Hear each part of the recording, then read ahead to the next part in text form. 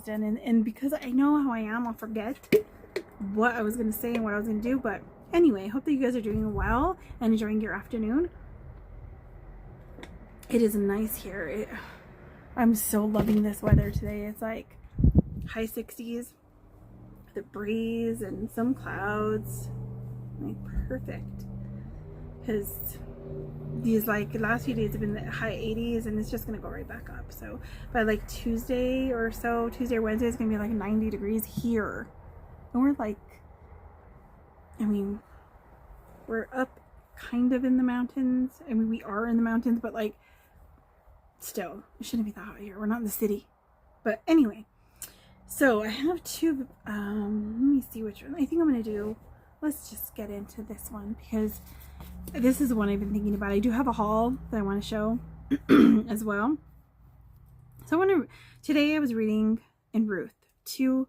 It's Ruth 2:1 through 4:22. So this is like when she meets Boaz, and you know all of that. Let me take this off so I can. I really don't know if I can read that. I hope I can, because it's like that the pen I used was really bad because I couldn't find my permanent marker for it.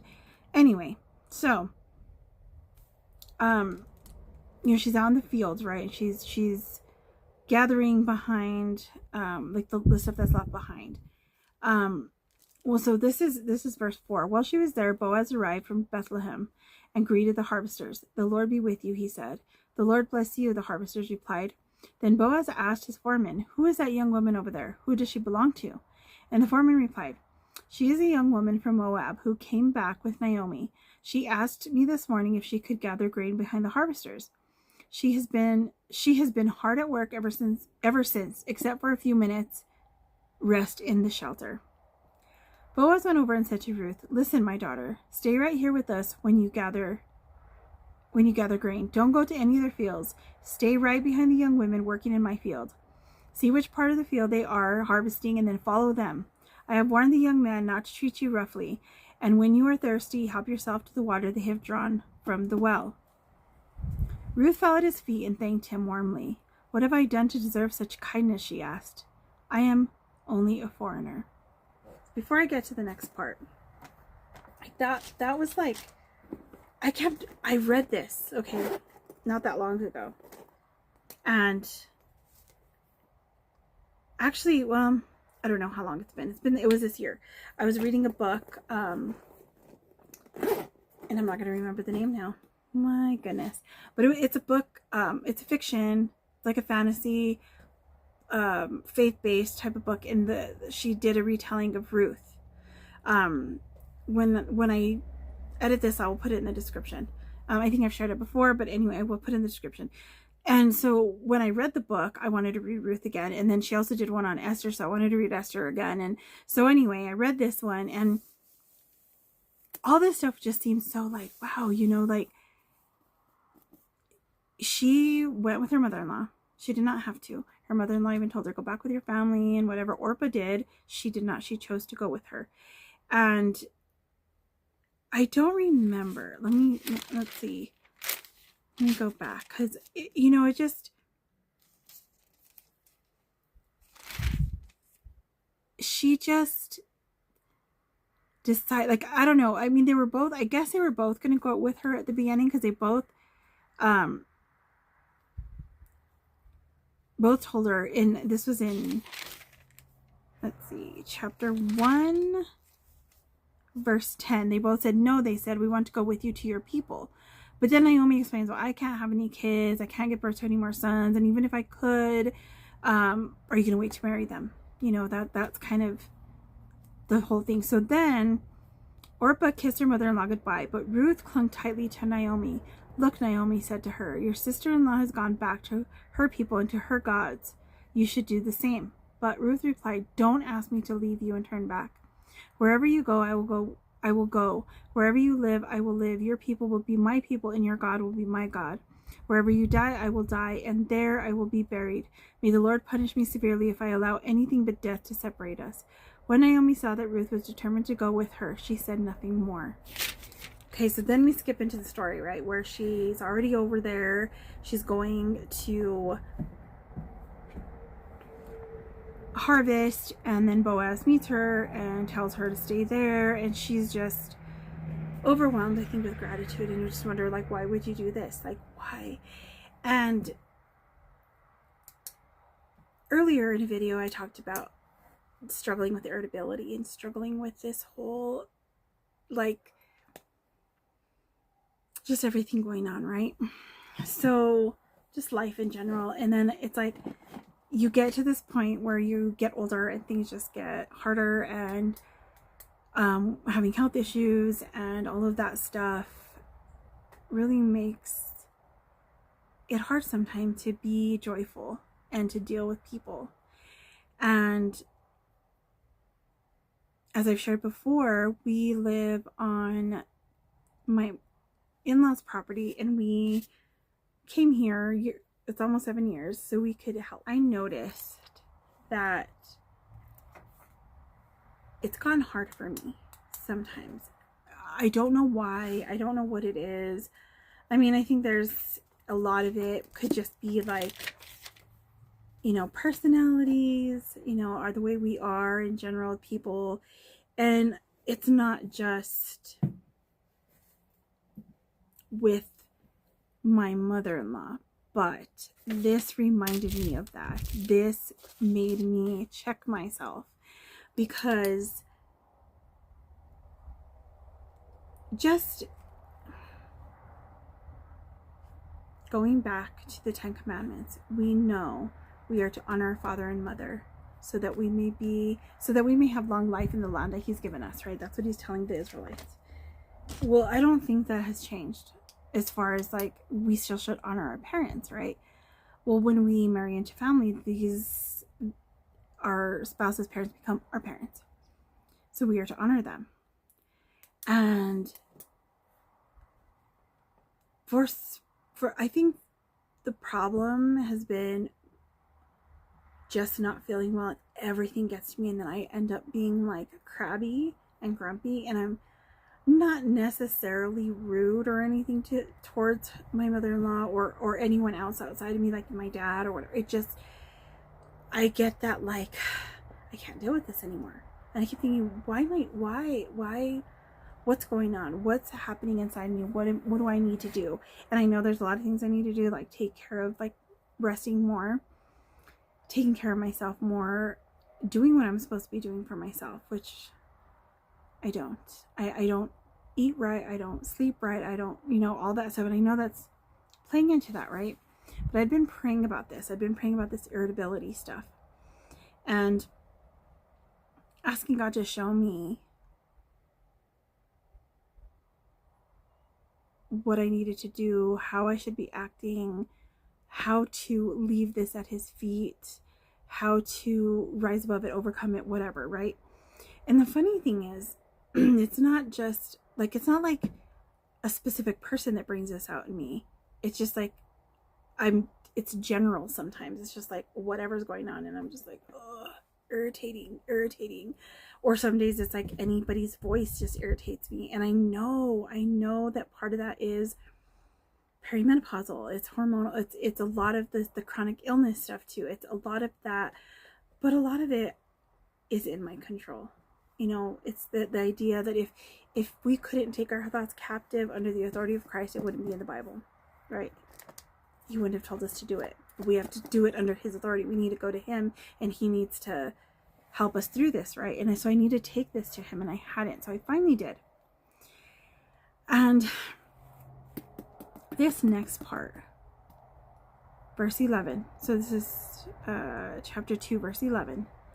Says, yes, okay, this is after she said, I'm only a foreigner, right? And he said, yes, I know, Boaz replied, but I also know about everything you have done for your mother-in-law since the death of your husband. I have heard how you left your father and mother and your own land to live here among complete strangers. May the Lord, the God of Israel, under whose wings you have come to take refuge, reward you fully for what you have done. And I just like, it just hit me all of a sudden that it's not the same situation. but it's the idea of when you do what God has called you to do, and you help others, and you use your time, resources, whatever it is, to bless others, you find a blessing. Like, look at her. She chose to go with her mother-in-law to a place, like she said, strangers. For she didn't, I mean, they had other gods over there. She chose to go with Naomi, to make God her God, her people, Naomi's people, her people, the, you know, all the Israelites, her people, to become a part of this, to integrate herself in here. She chose to go work to provide for her and her mother-in-law.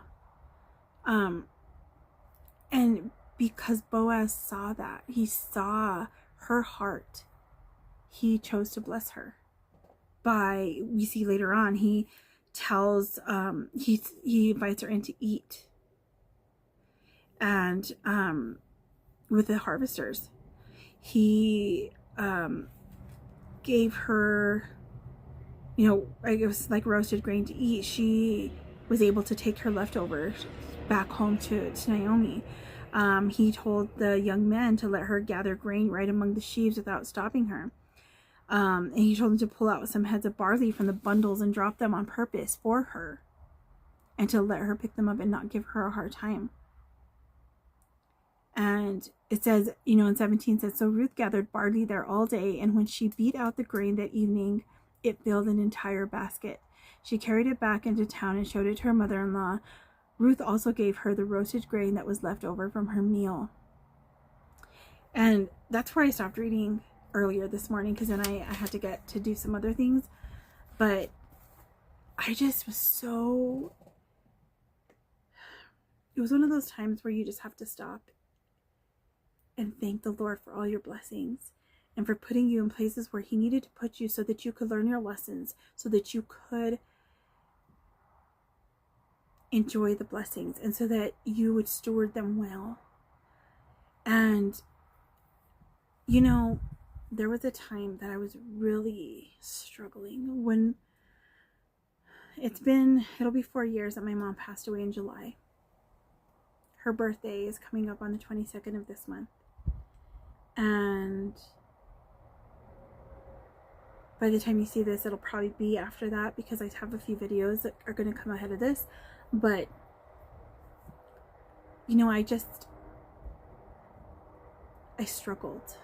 After all of the stuff got done, after all the busyness of getting everything done, you know, after she passed, everything that needed to be done, helping my dad and all this stuff, and now things have gotten a little bit like more of a routine. I really struggled. There was a time that I was just like, I should never have come here. I should never have done this. Although my husband had prayed about this.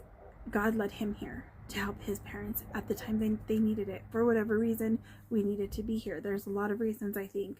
And I eventually do want to go over back and be like, go over those journals entries and be like, what was he showing me? Because when we moved out here, my mom had started kind of having issues with coughing and like just being more tired and stuff. And she never really shared what was going on. So for about 3 years, we were here while she was, you know, back home or whatever. And I still go visit her as much as I could and everything. But when she passed away, I thought I missed out on those 3 years. I could have been there every single day. When she did get sick, that she was like in the hospital, went home, that she needed help with showering and everything, I went almost every day as often as I could, and went and stayed over there pretty much almost every day. And we didn't even have a car at the time. I was having to borrow their car to come back and forth, but we did what we had to do, you know. And I got so angry that I was here. Like, what do I need to be here for? And you know, you see things differently. You know, you're like, I could have been there. I could have been with her all this time if I would have known, if I would have just known what was happening, if I would have known that she was sick. But she didn't tell us till it was like really, like, not too long before she really started getting really sick. And a lot of that had to do with the fires that they had out in this area. I think that made it even worse. And she just got sick with pneumonia and stuff, and it just, I mean, she had sepsis. That's when she got in the hospital the first time. She came out of that hospital that May of 2022, and passed away in July. And she wouldn't really, in all reality, I don't think she should have, as far as what they saw in the x-rays and all the things, that she shouldn't have even walked out of that hospital. But she did. She did not want to be there. She didn't want to be in that hospital. She wanted to be home, and she got to spend some time at home and just be at home with my dad, and that was it. Like, we would come over, like, we were allowed to go over. She did not want to see anybody, talk on the phone. I think she was just getting too tired to be on the phone with anyone, and she didn't want all the stress and chaos and stuff with people coming over. So she did have some visitors, like at the beginning, like my grandma, her mom, my aunt, and her brothers. To her two old, well, younger than her, but the two older of the brothers, I think had gone over, but she really didn't want to deal with it. And I don't blame her. I mean, I don't know how it would be if I was dealing with that and dealing with people and just being tired and sick, and you know, but I was so angry. I was so angry about it, and it took a while for me to get over that anger, because I was like, why am I here? I should be over there with my parents. I should have been there with her. I should have been there with doing things with her. And then as time went on, I started realizing, well, God put me here for a reason. I was still able to see her very often. He gave me all that time with her every day, especially when I had to quit working, that I got sick, started dealing with all the stuff that was going on with me. Keep getting dizzy. Yeah, I forgot. Oh, okay. So I was able to spend every day with her. We would do whatever, going out to have coffee, breakfast, going walking, doing sewing projects, doing crafty projects, just hanging out, going Thursday nights. Me and Ben would go over and have dinner and move and watch movies at their house. And we do that like every Thursday. We'd watch 1 or 2 movies. Then we'd go cruising with my parents. And, you know, I have all those memories. So I'm so grateful for that. And I had to remember that. And when I read this today, I thought, you know, when we do what he calls us to do, whatever that is, whether it's like going and helping your in-laws, going and helping your parents, going and helping someone else, whatever it is that he gives you to do, there's a blessing in it. And sometimes it takes a smack to the face to see it. And I noticed, like, over the last, since I've been sick, even more so. I think that's when I really noticed that irritability coming. I was like, everybody was just getting on my nerves, and I was like, I don't want to be rude, I don't want to disrespect them, and you know, but I noticed, and I had to pull myself away and just sit with the Lord and be like, what is going on? And I just kept telling him, just please show me, because I don't want to be like that. And I think part of the reason why it came in this form, where it talks more about the mother-in-law, was because I was thinking just recently, especially now that it's going to be my mom's birthday, like Mother's Day came around, and I just was like, so like struggling, depressed, I guess, even, because I couldn't do anything with her. I couldn't give her gifts. I couldn't do that stuff. So I think he needed to remind me I still have someone, you know, that I can do this for, and I should. But that's really what I wanted to share as far as that was concerned. So let me know what you think about this, if there's anything that came to your mind when you read through Ruth. And I'll see you guys in the next one. God bless you. Bye.